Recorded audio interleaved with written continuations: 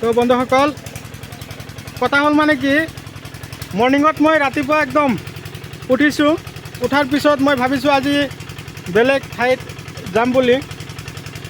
তো কথা নাই, মোক ঘৰতে অকলে অকলে থৈ গুচি গ'ল চবে। আজি সম্পূৰ্ণ কাম মোৰ ওপৰত হৈ কিনে গুচি গ'ল। ইফালে মাকৈ গছবিলাকো ডাঙৰ হৈ আছে, খেতিত পানী দিব লাগে, দানা সিঁচিব লাগে, সাৰ সিঁচিব লাগে। তো চবেই বেলেগ বেলেগ কামত লিপ্ত হৈ গ'ল। তো মোৰ আৰু উপায় নাই, কি কৰিম। ইফালে 8 বিঘা 10 বিঘা মাটি মাকৈ খেতিত অকলশৰীয়াকৈ পানী দিবৰ কাৰণে মোৰ অকণমান কষ্ট হৈছে।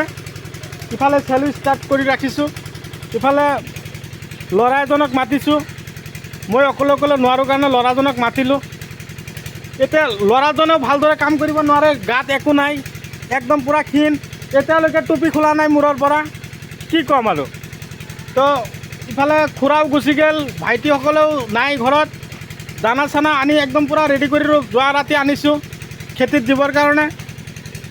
চবেই ইফালৰ পৰা ইফালে গুচি গ'ল, বেলেগ বেলেগ কাম আছে বোলে এখেতৰ। তো মই আজি অকলশৰীয়াকৈ খেতিত লাগি আছোঁ। তো মাকৈ খেতি অলৰেডি 8 বিঘা মাটি মাকৈ খেতি কৰা হৈছে। এই 8 বিঘা মাটিত অকলশৰীয়াকৈ যদি পানী দিবলৈ যাওঁ কিমান সময় লাগি যাব। তো কি কৰিম, আজিৰ ব্লগত মই আপোনালোকক সেই মাকৈ খেতিত যে মই জলসিঞ্চন কৰি আছোঁ তাৰে ভিডিঅ' এটা আপোনালোকক দিবৰ কাৰণে প্ৰস্তুতি লৈছোঁ।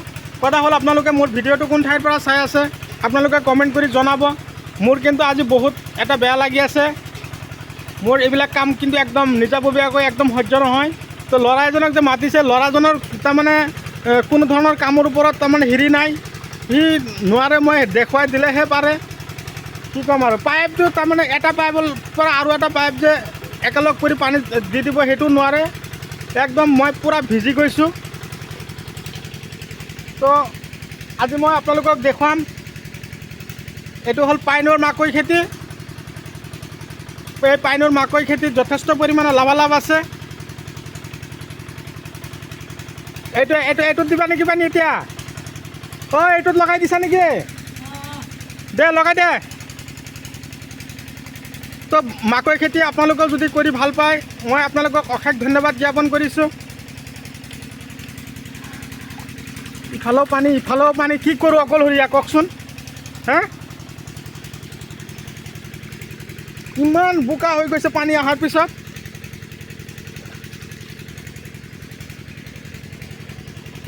তো মাকৈ খেতি এতিয়া পানী চানী দি একদম পূৰা ৰেডি কৰাৰ পিছত খেতিত আকৌ এইটো ঔষধ আমি স্প্ৰে কৰিম।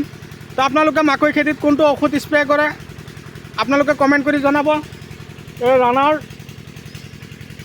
এই ঔষধটো আপোনালোকে দিব। তাৰমানে পোকে কি কৰিছে, একদম পাতবিলাক খাই একদম জৰ্জৰিত কৰি আছে। যদি আপোনালোকৰ খেতিটো এনেকুৱা ধৰণৰ পোকে ডিষ্টাৰ্ব কৰি আছে তেনেহ'লে আপোনালোকে এনেকুৱা ধৰণৰ ঔষধবিলাক আপোনালোকৰ খেতিত স্প্ৰে কৰিব। কিন্তু খেতিত যে স্প্ৰে কৰিব, খেতিত যাতে ৰস থাকে। মোৰ খেতিত চাওক, মই পানী দি আছোঁ, পানী দিয়াৰ পিছতহে এই ঔষধটো স্প্ৰে কৰিম। তো পানী দিয়াৰ পিছত আপোনালোকে সাৰ দানা ইউজ কৰিব। সাৰ আৰু দানা আপোনালোকে শুকান মাটিত যদি দিয়ে তেনেহ'লে কিন্তু আপোনালোকৰ খেতিৰ কোনো ধৰণৰ গ্ৰ'থ নহ'ব, খেতিৰ শিপায়ে ভাল কাম নকৰিব।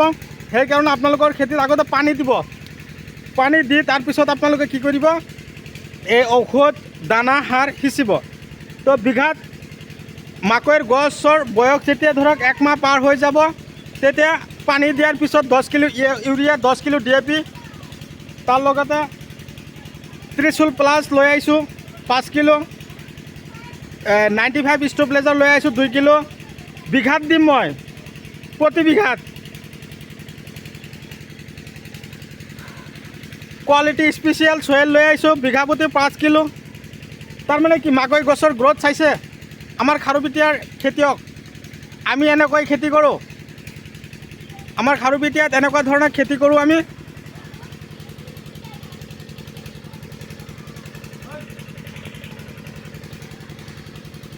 তো খেতিত পানী দিয়াৰ পিছত মই এইবিলাক দানাৰ খেতিত সিঁচিম। ইফালে ল'ৰাজনেও মোৰ লগত অকণমান হেল্প কৰি আছে। তো আপোনালোকৰ মাকৈ খেতিত যদি পানীৰ অভাৱ হৈছে আপোনালোকে পানী খেতিত দিব। ধুনীয়াকৈ পানী দিয়াৰ পিছত আপোনালোকে এনেকুৱা ধৰণৰ দানা ঔষধবিলাক খেতিত স্প্ৰে কৰিব, দানাবিলাক সিঁচি দিব সাৰৰ লগত মিক্স কৰি। আৰু মই যিটো পোকৰ ঔষধ দেখুৱাই দিলোঁ এই পোকৰ ঔষধটো কি কাম কৰিব, মাকৈ গছ গজালি মেলিছে তেতিয়া কিন্তু গছৰ গুৰিত পোকে কাটি দিয়ে। এইটো ঔষধ নামটো আপোনালোকে টুকাই ৰাখক। এই ঔষধটো আপোনালোকে খেতি যদি ইউজ কৰিব পাৰে কোনো ধৰণৰ পোকে গছৰ গুৰি কাটিবও নোৱাৰিব আৰু কোনো এটা গছৰ পাতো ফুটা কৰিব নোৱাৰিব।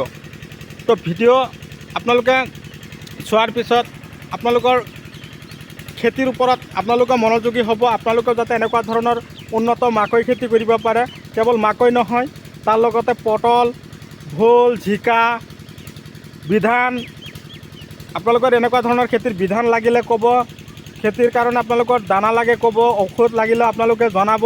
মই আপোনালোকক এনেকুৱা ধৰণৰ বিধান ঔষধ দিবৰ কাৰণে প্ৰস্তুতি ল'ম। আমাৰ দৰে আপোনালোকেও খেতি কৰক। কেৱল আমি খেতি কৰি যে টকা উপাৰ্জন কৰিম সেয়াও নহয়, আপোনালোকেও যাতে ভাল টকা উপাৰ্জন কৰি ভাল ফলন দেখুৱাব পাৰে তাৰে কামনা লৈ আজিৰ ভিডিঅ' এইখিনিতে অন্ত মাৰিছোঁ। পৰৱৰ্তী ভিডিঅ'ত লগ পোৱাৰ আশাৰে ধন্যবাদ।